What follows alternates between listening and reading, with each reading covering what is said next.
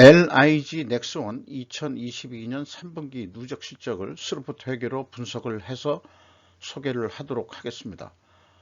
매출은 28.9% 증가했고요. 영업이익은 150%가 증가했습니다. 그리고 재고자산 매출원가 회계가 불투명하다는 부제를 달아봤습니다. 하단에 나와 있는 내용 참조해 주시고요. 내용이 좋았다고 생각하시면 구독, 좋아요 꼭 부탁드리겠습니다. 그리고 1.5 배속을 보시기 바랍니다.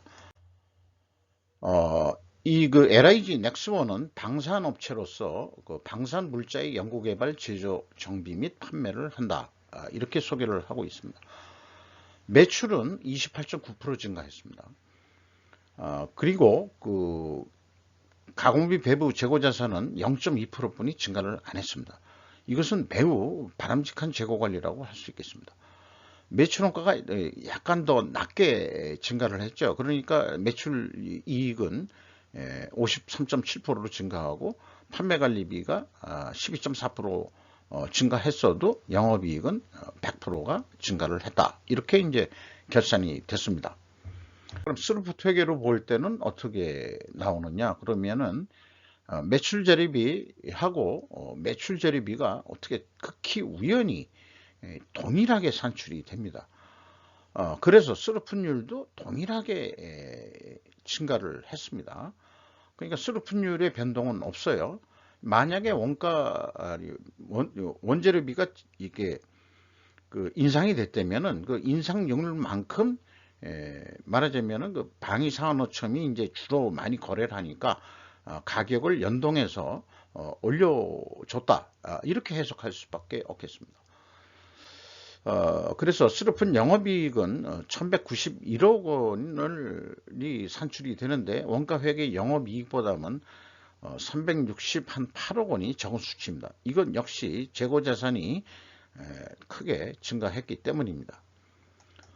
재고자산 내역을 보면은 WCAI 재고자산이 117억 원이 증가를 했습니다. 그런데 이거 가지고 그렇게 크게 차이가 나느냐 하면 그런 건 아니고 이 수주산업이 많기 때문에 계약자산이 1385억 원이 증가한 게 그 원인이 되겠습니다. 원가회계에서는 계약자산을 매출원가에 반영을 안 하고 있지만은 스루프 입장에서 봐서는 이 계약자산의 증가는 수익으로 매출로 인식을 하거든요. 그러면은 스루프 입장에서는 수익으로 인식하니까 이 매출에 비례하는 변동비 성격으로 계약자산을 볼 수밖에 없는 거기 때문에 저는 이거를 이 계약자산에 대해서 소개할 때 제가 한국회계기준원에 가서 죄송합니다. 강의를 듣고 최종적으로 스루프를 분석하는 입장에서는 이거는 포괄 제공 성격이다. 컴프리헨시브라고 영어로는 얘기를 하죠. 그래서 포괄 제공으로 보고 있습니다. 그러니까 재고자산 범주로 제공의 범주로 이거를 보고 있습니다. 그리고 또 이 수주업체니까 수주사항도 좀 알라고 그랬는데 이 보안관계상 이 잔액만 알려주고 나머지 뭐 계약이 얼마 됐다, 완공 매출이 얼마 됐다 이런 데이터들을 안 보여주고 있습니다. 그래서 구체적으로 무슨 건이다 그러면은 진짜 보안이 문제가 되겠지만 그냥 전체 직계액만 얘기하면 누가 뭐 스파이가 뭐 간첩이 뭘 알아본다 그래도 알아볼 수 있겠어요? 난 못 알아볼 것 같은데. 아니면 뭐 전체적인 흐름은 또 파악하겠죠. 근데 그건 일반인들도 공개되는 거 아니겠어요? 그러니까 방위 보안을 이게 LIG 넥스원이 좀 이 표현이 좀 말하자면 속됩니다만 방위 보안을 지금 LIG 넥스원은 너무 팔아먹는 거 아닌가 그런 생각이 있습니다. 다음 장에서도 그 얘기를 계속 해 나가겠지만은 그래서 포괄 재고 회전율이 계약자산까지 포함하면은 2.4회전으로 상승했습니다. 이렇게 이 재고자산이 상승하면은 일반적으로 제조업만 한다고 원재료만 한다고 그러면 원재료 가격이 하락했을 거다 이렇게 추론하게 되는데 계약자산도 물론 가공비가 이제 배부가 되고 그런 것도 있는 거거든요. 그래서 조금 이 변수가 있습니다만은 일단은 이것도 단순하게 원재료가 가격이 하락했다 이렇게 이제 추정할 수 있고요.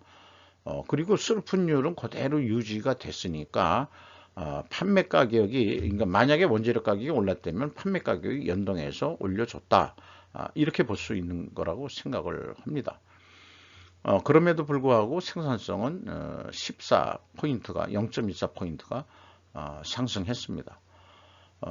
매출 채권, 매입 채무 참고해 주시고요. 그런데 이 판매 대금 속도가 이 반으로 크게 줄은 게 이제 좀 문제가 되겠네요. 매입 채무에 대한 지급 속도는 빨라졌는데, 그리고 그 이자 부채는 좀 줄였습니다. 요즘에 금리가 올라가니까 이거 줄인 거는 뭐 잘한 거로 볼 수 있겠죠. 비용의 성격적 분류 내용에서 가공 비율의 하락은 원재료 가격 상승으로 추정된다. 경영평가 지표에서의 회전율 상승에 따른 원재료 가격 하락과는 그래서 모순이 됩니다. 그렇다면은 필히 다르게 존재할 결과를 찾아야 됩니다. 바로 매출 판매 가격 인상이지 않겠냐, 이렇게 생각을 하는 거죠.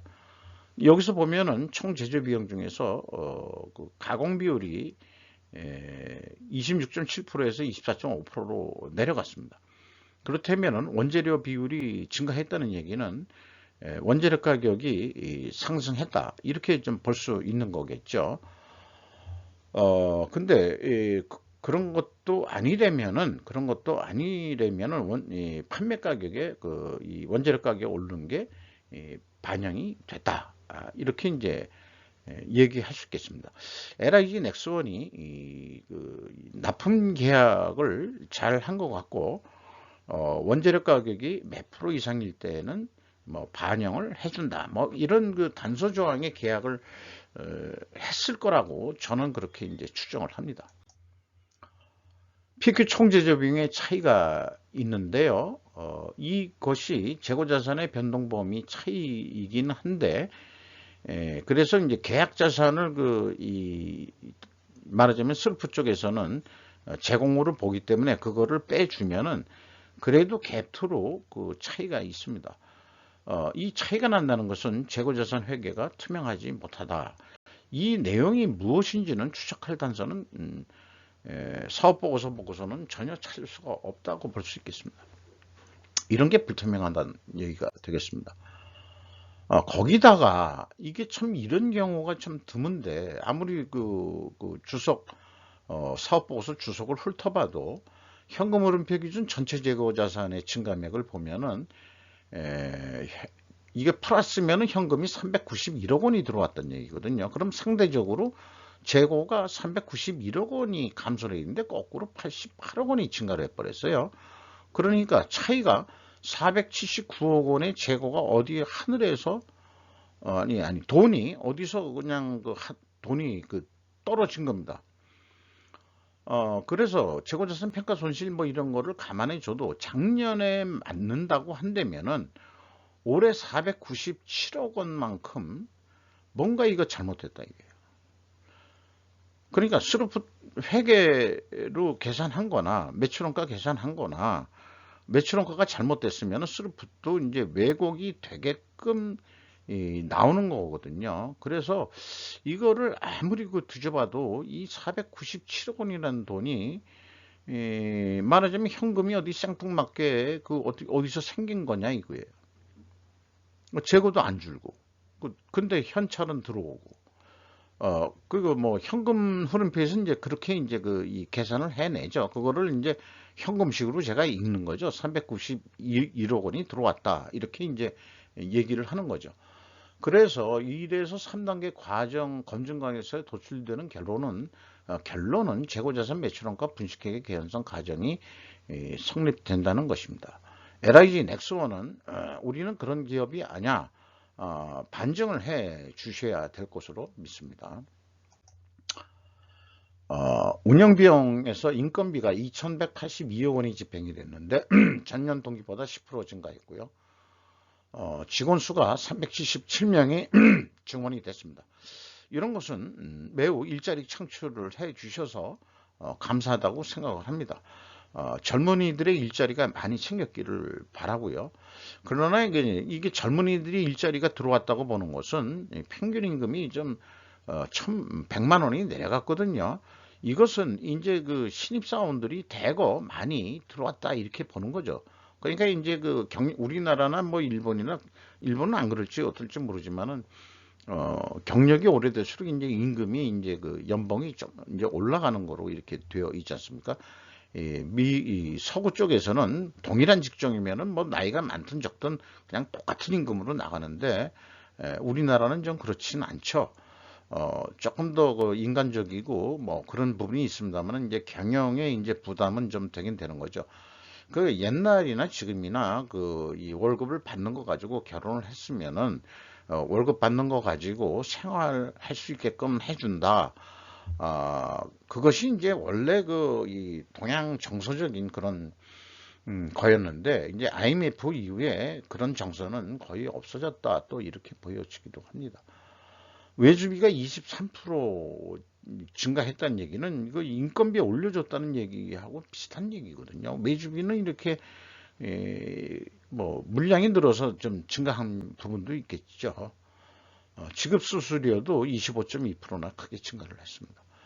이렇게 3분기 실적을 기준으로 해서 연말까지 보면은 요거를 어떤 그 방위산업이니까 방위청에 납품하는 어떤 품목이라고 가정을 해서 근데 가정을 하더라도 그 이 계약자산 때문에 여기 오차가 있기 때문에 이 1,000만 원대 정도가 오차가 분명히 있을 겁니다. 계획을 아무리 잘한다 하더라도.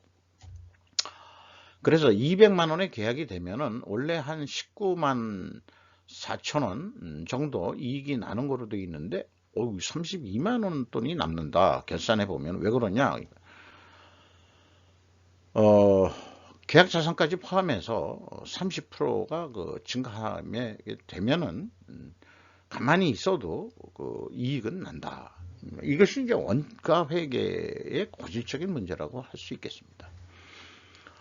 의도한 것은 처음에는 아니었지만은 사실 그렇게 매출원가 산식 때문에 이렇게 될 수밖에 없습니다.